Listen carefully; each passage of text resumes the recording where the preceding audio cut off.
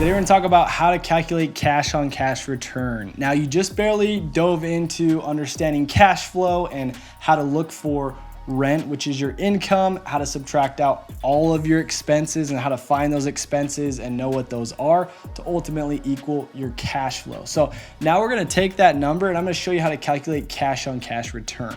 Before we dive into it, this is probably the equation that I use the most above everything else every single day. Anytime I'm looking at a property, I'm using cash on cash return. Now, you guys know, like, my strategy for investing is to build passive income. I'm focused on the cash flow. I want to know what's coming in. I want to know what I can count on as far as passive income goes. Now, a lot of investors out there, they're focused more on appreciation or just the tax benefits. I want to do both, but ultimately I feel like I have the most freedom when I know what cash flow is going to be, when I know what's coming in every single month and I can have that replace my income. And I feel like it's a very, very, very safe way of investing and building passive income. So as we dive into that, I want to make my money work for me to get me the best return possible. And what I mean by that is when I deploy my money, I'm using an equation, which is cash on cash return, that's going to calculate how quick I can get that initial money back, right? Because I want to put my money into something, I want to get it back as fast as I can. The faster I get that money back, the less risk I have in that deal because I've gotten all my money back out, and now I can go redeploy that money somewhere else. And I just have this asset that's continued to produce money even after it's given me all of my money back. So the faster I get my money back that I invest, the faster all of that money comes back, the higher my return is going to be. The slower that money comes back that I spend on something, the lower my return is going to be. And so constantly I'm trying to find the best use of my money.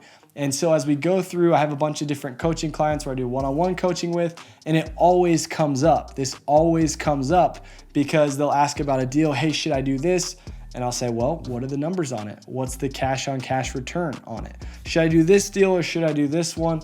Well, what are the numbers on it? What's the cash on cash return? Should I spend this much money to fix up this property because I think I can rent it out for a little bit more? Well, what are the numbers on it, right? The money going in to fix up that property and you raising the rent a little bit, how quick are you going to get that money back out?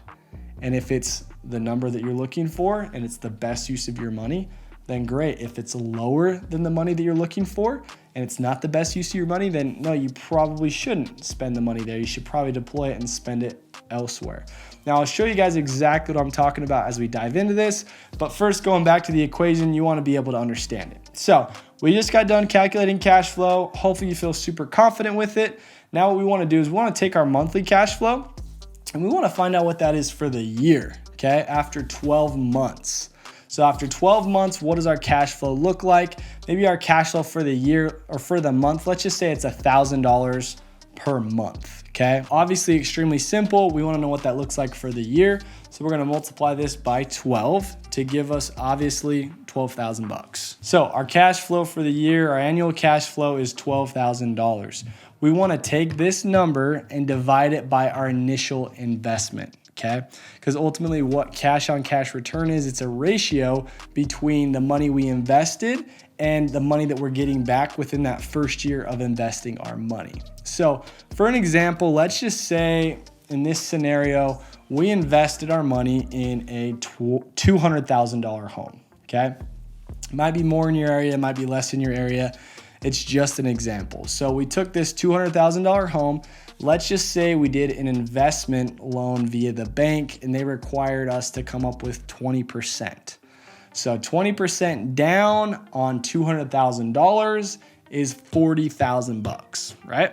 So I'm going to take my $40,000 down payment because that's what was required. I needed to come up with 20% of the money. My 20% down payment, which is $40,000, and that's going to be my money that went into it. So now that I have those two numbers, my money in on year one, what was my money in, and my money out on year one, I want to get a ratio between those. So I'm going to take my $12,000 and I'm going to divide that by $40,000. I'm going to pull out my handy dandy calculator. It's in my pocket. And and I'm gonna take $12,000 divided by $40,000 for a percentage. And that percentage is 0.3, which is 30%. So my cash on cash return in this scenario is 30%. Is that good or bad? Totally depends on you, right? That's pretty good in my opinion. That's really, really good. I always love to compare this to the stock market, which if you go back years and years and years and years and years, it averages through the up and the down 8%, okay? 8% is kind of the average through everything. And so most investors, if they could get an 8% return on their money, look how much money is being dumped into the stock market. And so when it comes to investing in real estate, what I'm trying to do is go out and triple that number. I want to get 24% or more. So my threshold is usually 18 to 20%. That's kind of like the minimum that I'm willing to do, mostly because I know there's other opportunities out there that I can go and get a higher return. If it comes back lower, for example, let's take this exact same scenario. Maybe we thought it would rent out for more when we bought this $200,000 home. We really thought it would, but unfortunately it only rented out for a cash flowing amount of $500 a month. So we take our $500 a month, we multiply that by 12, and instead of getting $12,000 when it cash flowed $1,000, we're getting half of that, so it's $6,000, okay? So we take our $6,000 and we're gonna divide that by the money that we spent to go into it, which if you remember was $40,000. Take that, divide it by 40 grand, and we probably didn't even need to do the math for this one because it's exactly half, right? So it's 15%. So our return is 15% if it only cash flowed $500. So the cash on cash return is 15%. Now, same thing, this might be really, really good for you. And people ask me all the time, like, should you invest? Should I do it? Should I do it? And my answer is always like, I don't know. Like, you're different than me. Is that a good use of your money? Right? If we look at a 20% return, that means it's going to take how many years to get our full 100% of our money back? 5 years, right? So if you invest your money and in 5 years, you're going to get all of that money back, plus it's going to continue to grow, like, is that worth it to you? And it's going to be different for every single person. So it's all based on your opportunities that you currently have. What other resources do you have access to? Are you confident that you could go find another deal that might be able to double or triple that? And so it starts to come full circle with everything we've talked about thus far, because now it makes more sense, right? If we can go get into that $200,000 property, but if we have to put $20,000 down because they're going to owner finance it for a 10% down payment, instead of our $40,000, what's going to happen to our number, our cash on cash return? It's going to be higher, right? Let's take that as an example. Let's run the numbers on that. Let's say they're going to owner finance it, which I'm going to come up with a less amount down. Let's just say they said 10%, right? Or we can use the same example of if you're going to house hack it and you only have to come up with 3.5% down or even 5% down, okay? We can run all of these numbers, all of these scenarios. But let's just say we're getting the same exact house with 10% down. Now that's $20,000. Obviously, what's going to happen is our expenses are going to go up a little bit, because in the old scenario, when we put $40,000 down, the bank is now financing the rest, which would be $160,000. In this new scenario, we're putting less down, so the bank's going to be financing a little bit more. So they're financing $180,000.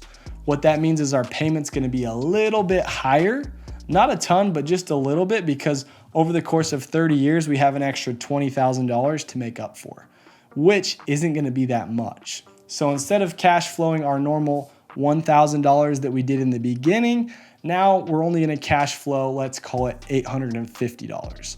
But let's run the numbers just so you can get an idea. And I think it'll drive home why I've been so passionate about getting creative and finding ways to get into these properties with using less of your money. So we take our number, I'm gonna write it up on the board, our monthly cash flow number, which is $850, and then I'm gonna multiply that by 12. 850 times 12, and that gives me $10,200. Remember, this is my annual cash flow. And as you remember the equation, I wanna take my annual cash flow. This is, remember, after we've taken out all of our expenses, right? Remember the equation for cash flow. It's not just simply the money that's coming in, but it's the money that's coming in after we subtract out our expenses. So if the house rents for $850 in this scenario, that's not gonna be what we're cash flowing monthly because we have our expenses. So what the house really might rent for is $2,000. And then we pay our mortgage, which is $1,000, and we pay our other expenses, which are $250, $150 that allow us left over with our cash flow, which is $850, okay? So once we've established our annual cash flow, we're gonna go back to our initial money down, okay? So our money in, I'm gonna write that down. Annual cash flow divided by our money in or our down payment. Okay, our money in was 20K, if we remember right. So I'm gonna take this $10,200. I wrote it down wrong. It was $10,200. I wrote down $8,200. So I'm gonna take our $10,200, divide that by our initial money in, our down payment, which was 20 grand. And what do you think? Do you think the cash on cash return is gonna be higher or lower than it was with the $40,000 down? It's higher, right? Almost double actually, even though our expenses went up a little bit. So it's 51%. That means in less than 2 years, I get all of my money back.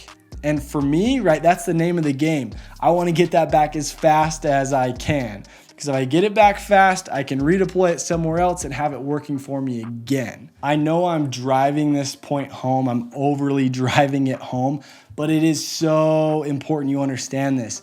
I use it with every single deal. That means multiple times a day. As things are coming up, I'm constantly running the numbers on them.